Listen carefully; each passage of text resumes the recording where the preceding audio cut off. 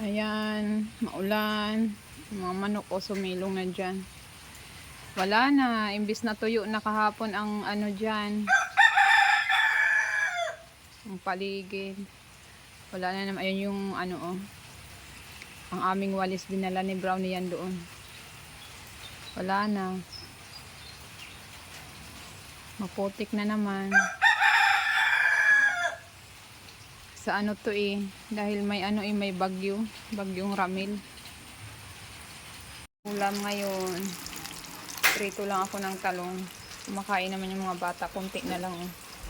Sa 3 na lang natira. Ayan yung ulam namin. Sa tanghalian. Magtanghalian na ngayon eh. Enjoy sa labas. Kanina ka pa dyan ha. Tama na yung cellphone. Tama na. Stop na. Maulan guys. Nagluluto ako ng ulam, tanghalian. Tama na yung cellphone. Maghapon ka na nagsinilphone. Iipon namin. Ito ano to eh. Buto ng rambutan iniipon namin kasi tatanim. Binilhan ako ng Emily ng saging.